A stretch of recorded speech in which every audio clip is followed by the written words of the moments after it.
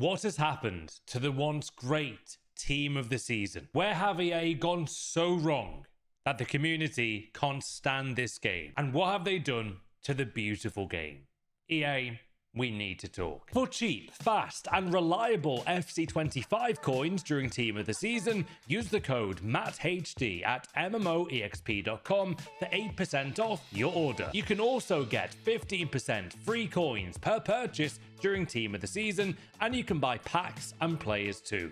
The link is down below. What was once one of the most exciting periods of the Ultimate Team calendar was Team of the Season. Loading the game up and being able to eventually build a team like this one in FIFA 15 just hits different, doesn't it? You were so much more excited to get these blue cards. They meant more in your club than ever before. And the gameplay was cool. It was fair. And the fun level of playing this game was actually really good. Jump to 2025. There's no more FIFA. It's called FC25.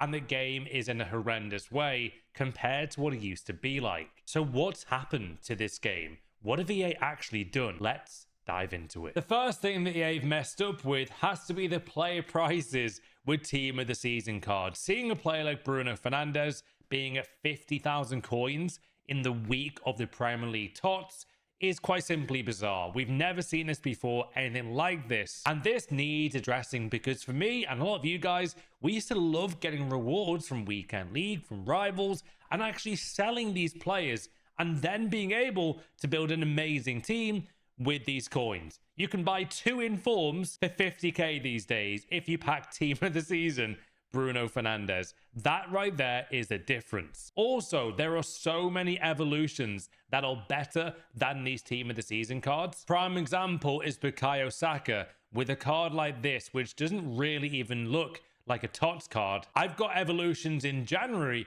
that are better than Saka as a prime example. That is one way in how these player prices are on the floor, and it's actually sad to see in Ultimate Team. One of the days of getting Team of the Season Hazard in FIFA 16, selling him for 2 million coins. Now these cards are under 100k. But how else, you ask me, how they ruin Team of the Season, in my opinion, and maybe you guys share this. But one big way is this. Even for the best FUT Champs rewards, rank 1, rank 2 rewards, they've really killed the hype on these red reward player picks. By mixing all these leagues together, there's no longer a guarantee of a Premier League player who, let's be honest, we all want or prefer. This is genuinely a rank 1 reward in 2025. I like having the women's leagues in the game, I actually do, but they should be, alongside the EFL, have their own league player picks, maybe 1 of 3 per league. You want to know why? Only 2 years ago, and maybe 3 years ago as well, this was your standard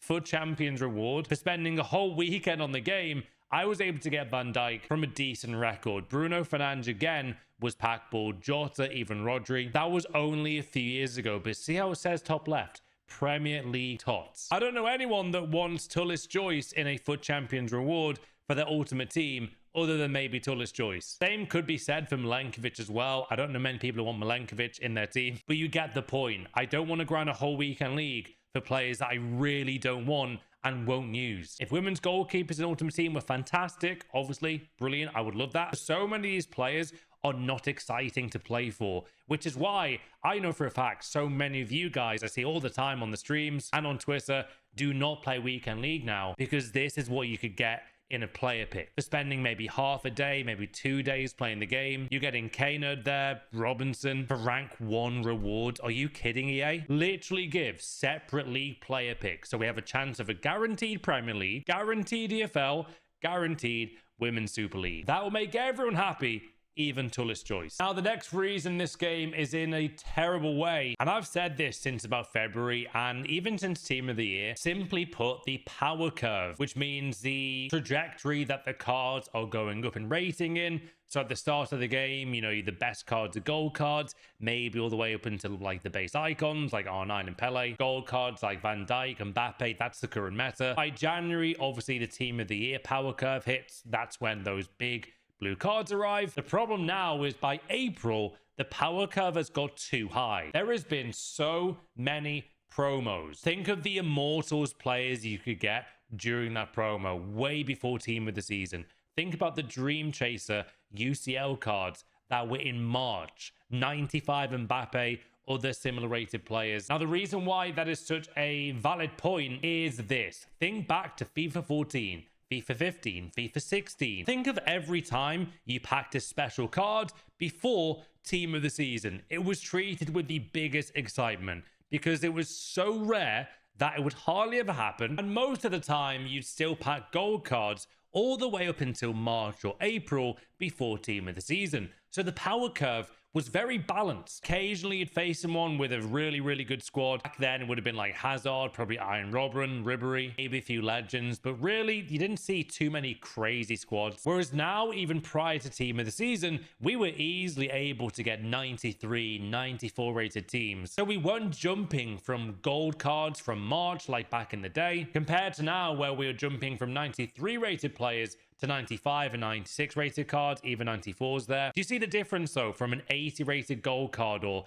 88 rated gold card to a 94? Compared to now where we're going from 93s there like Ribery, 95 Erdegaard, to simply an even worse card in McAllister. So the jump is nowhere near as big compared to in FIFA 15 with a gold card to blue. Now you're actually seeing the power curve nearly stay the same with Team of the Season. You're not seeing that huge leap like back in the old days. The next part I've got to show you guys, and obviously it's a huge talking point, is the gameplay. These are goals I conceded during the gameplay of the latest weekend league, and I'm sure you guys relate to this as well. Goalkeeper standing still, not diving for the ball. Attackers keep getting the ball back and get a goal. The amount of weird goals and just bizarre gameplay. I mean, look at that. My James Trafford feels like a silver goalkeeper, for crying out loud. Look at the way the animations are in this game. Gameplay, I think, is in the worst state I've played for years. Maybe I've ever seen, actually. Compared to FC24, this game is so much worse. And someone has to say it, man. I'm sure a lot of you already do. But the gameplay simply is nowhere near a level it should be. The inconsistencies we see every day in this gameplay, one day it's quick, one day it's slow, the next day it's fast, the next day it's ultra slow and delayed. There is no consistency. You jump on Call of Duty, every single game is the exact same gameplay speed, animations are the same, whereas in Ultimate Team, things like this happen on an hourly, if not minute basis. I'm not joking. I stream this game for 5 hours, 6 hours every day pretty much, and every morning I feel like I'm getting crazier because literally the game is just not doing what I want it to be doing. And it just makes me think, like, what is EA's plans? Because they don't really tell us much. All they tell us lately is updating us with doing a maintenance right during when most players are getting those late Rivals rewards unlocked. So good luck with that, EA, on your replies to that tweet, because seriously, I'm already seeing crazy replies of people going nuts because they can't get Rivals points. And it makes sense. They did this last week as well, or the week before, for Weekend League. It's like they just don't really think, and it's almost like they don't even play their own game. I feel like last year, and maybe even going back to FIFA 17, if you watch that gameplay back then, like the gameplay was actually very consistent. It was quicker gameplay. It was so much smarter gameplay, and there was also way more creativity in the goals. Think about when you play FC 25 now, so many goals are seriously identical, whereas in FIFA 17, for example, the creativity and also AI logic was far superior. The amount of more skill that was involved in playing this game as well is actually stunning. Even looking at this game now, it looks so much better than the current iteration of Ultimate Team as to what we know it as. There wasn't as much mad things happening with rebound goals. I mean, I could never score that goal in FC 25. That little back pass there to Ronaldo could simply not be done. I don't know why they think it's necessary to change something when it literally is not broken. Man, I miss this game so much. What do you make of gameplay though in its current state? Comment down below. Now, what else have EA done though to make this series go in a very bad way? Well, all we got to do is look at the fact that they have dropped the paid season pass, which we did cover in a few videos ago. But even when they released this, I did think this feels like a very last-ditch attempt here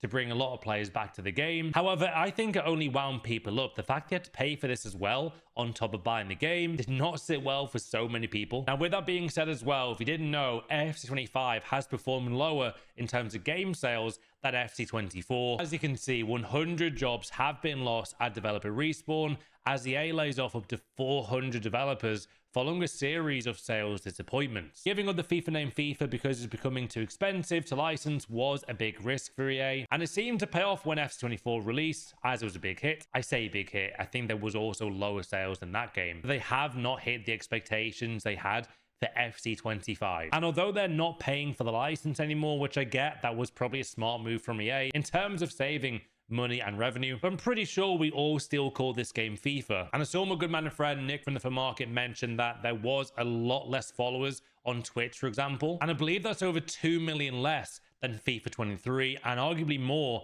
compared to FIFA 22, which again shows you the lack of casual players, the lack of average football fans are not playing this game. Something else that needs addressing with the state of this game has to be division rivals and also matchmaking as a whole. In the latest FUT Champs, I played 7 or 8 FUT Champs elite players, which to be fair is maybe a sign that only hardcore players are left playing this game. I'm seeing about 130 player locks, myself included, I can't talk. But you get what I mean. It seems like all the casual players have left the game. And in Team of the Season, a big point of the EA calendar, that is a huge concern for EA. And I also feel like the gameplay in general is purely for, or catered for, more of a sweaty player. The more player locks you do, the more rewarding you'll get. Back in FIFA 17, you did not need player locks. You would purely be your football brain. You could actually see a pass on the halfway line that was free. Bang, you could make it. You could do a Kaka kind of pass in the UCL final in 05 when he passed to Crespo. You could do it on FIFA 17. Now, you need to player lock everywhere. Don't even get me started on player movement and also player switching. That is a broken feature that I can't believe hasn't been addressed. I honestly do feel like, though, the game developers of Ultimate Team, from what I can see and how this game is now, the fact that you can still move your goalkeeper, which some people may say to skill, I personally would just get out of the game. I think it's absolutely stupid. More so because I hate it. I really hate goalkeeper movement. When do you ever see a goalkeeper shuffle left to, in real life? You never see it. You never see Alisson Becker, do you guys? In real life, go like this. Right before the striker goes and has a shot. You never see it. This gameplay is not made by actual football, understanding of football and how it's played.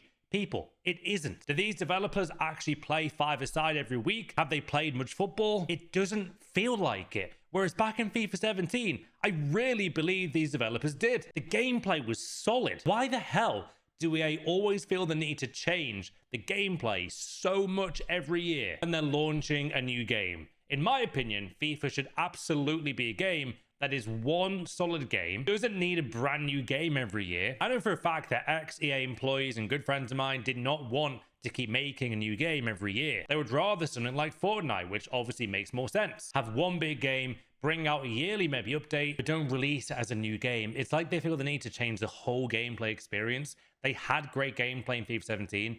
FIFA 18 was so different. Just improve on what you had. Now we're 7-8 years on from FIFA 17 and gameplay is worse than ever. Now my next point though about matchmaking, I know I went on a bit of a tangent there, but had to be said. And a lot of you guys have reported this as well. Matchmaking is simply purely broken beyond belief. I have been in the elite division about 7 times this FIFA, and it's always a really special achievement to hit that. However, now you are facing elite level players in Division 7. I've seen you guys say you've played elite players in Division 5. I've messaged my opponents when I was in Division 5 and a Road to Glory, and they were also in the elite division. That is not what you sign up for when you play rivals. Absolutely fine to play these elite players when you're in the elite division, but when you're trying to get promoted from Division 5 to Division 4 and you're facing these pro level players, and any elite player who's good at the game is so good, by the way, and you're just out there chilling out after school, work, college, you want to go into Division 4 from Div 5, bang, you're playing a guy who does 75 player locks in half an hour. Again, EA, please fix this. As you can see, Carlson there said he played rivals Div 5 to Div 4 on Friday, won almost every game, 34, 35 points. Then it took me 4 to 5 hours to get the last point the days after. I'm telling you, matchmaking is still broken. Now, the next problem with why this team of the season is so wrong on so many levels is because there's no creativity with the content. Think about it. We're getting different leagues each week, yet the exact same content every single week. Get the premium packs on the Monday, you get the upgrades on the Monday or Tuesday, 84+5 for that week, and obviously the trade-in pack as well. But there's no creativity. This content team used to have so much more creativity. They would do player picks with these packs, make it different, make every week maybe GUPA rating. Just be a bit more creative than the exact same content every single week. In FIFA 21, we would get those awesome party bag player picks, whereas now the campaign player picks are like 89 ratings still. There's no more year in review player picks where you had team of the years in. It's too much of the same. And that's going to mean that the casual player or even the hardcore player like myself is going to log on to Ultimate Team, not see something new and exciting and think, you know what, why am I on this game today? Can EA please bring out more creative content when it comes to upgrade packs, bring out new grinding upgrade objectives instead of leaving it stagnant? They need to bring more creativity to the content section. They used to even have Brazil icon player picks, English, Dutch, Brazil icon player picks, something refreshing rather than waiting a few weeks for this icon player pick to be the exact same. That's what we're currently seeing. And icon packs, by the way, in player picks have been the worst year ever by far. We've had the same icon player picks for weeks on end. They used to refresh this every Sunday or every other Sunday. Now those just been left to rot, and 90 rated icons in May. We're not really wanting Riquelme, eh? That's not what we want. Another thing which needs addressing, I know this is very specific, but I still to this day have no clue how Team of the Season Pasveer actually has a 92 rated card.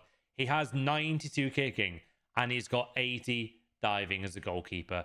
Can someone please explain this? Because I've got no clue. Now, another really big aspect of why this game is in a very bad state at the moment is, simply put, there is so many different promo cards and different promos in the whole year, more than ever before. And by having a new promo every single week or every 2 weeks, it lessens the excitement every time you load up the game on a Friday. And it also gives you less and less time to actually go and use these cards over that month or over that week. So for example, when For Birthday came out, we had 1 or 2 weeks of this promo, but then the week after, bang, another new promo, which means For Birthday cards get forgotten about too quickly. Why not have one promo per month? All in the meantime, every single day, they start to release cool content that gets better throughout the month. So maybe on the first day, they could do like an 85 plus player pick. The second day, 86. Maybe do trade-in player picks, maybe do trade in SBCs, upgrade packs, grinding packs. Not too overpowered, but over those few weeks, they could really make the most of For Birthday being out. There needs to be way less promos in the next game. You can't go from 94 level For Birthday cards here to 94 Team of the Seasons. That really kills the excitement and joy that we have during Team of the Season. Now, with this being, you know, a bit of a rant video because it's needed every now and then, right? We've also got to be a bit, you know, balanced and say fair play to EA. And I would say having the crafting upgrade throughout Team of the Season is mostly good. I say mostly good because this pack weight is not great. Now, where I would improve this EA is simply every week, literally refresh the objectives that are required for doing 100 of these packs. And considering we did have an 82 times 20 pack repeatable every day for Team of the Year, maybe they can start to do like an 82 times 10 pack repeatable. That would be a really fun way of bringing players back in the game. And like Team of the Year, keeping that pack weight a bit balanced, not making it too overpowered. That could be a cool way to carry on doing more and more packs. It's a sad story though, isn't it? When you want to do more pack openings than actually playing the gameplay, like back in the day. I do miss those times, man. Anyway, I hope EA gets to listen to all this feedback today and huge rant because I needed to do it. It's annoying me now. Like streaming this game, I still love streaming to you guys. I love making videos still, but it is very annoying the way the gameplay is at. It's horrendous right now. The servers are diabolical. I now no longer get any consistent ping. The content is on the floor. The jump to footies now is going to be less than ever, so I'm nervous for the footies promo soon. This is a very deeply concerning time for Ultimate Team because I'm seeing more and more of you guys get more annoyed by this game by the day. It's like sometimes EA just let this game to rot and they don't really care enough. FUT Champs rewards need a major revamp. Pro players are leaving this game. Less and less people are streaming this game, by the way, as well. It gets to a point where I think this game needs a much more fun game mode rather than everything being serious all the time. I always said as soon as EA puts so much emphasis on the pro scene, more so with For Champions and Division Rivals, but they also obviously put so much time into the pro scene, which is great, you know, for the pros. That's brilliant. I love that. But at the same time, there's a lot more casual players than pro players. I think they need to go back to their roots a bit, EA, and have a much more fun game mode than playing super serious, sweaty every week. Maybe draft could be that game mode they could revamp, but they've got a lot to work on. Hopefully you guys enjoyed this big video today. I needed to say something, and I hope you guys enjoyed it. Have a special day, and I just want our Ultimate Team back to be much more fun to play every day that we log in.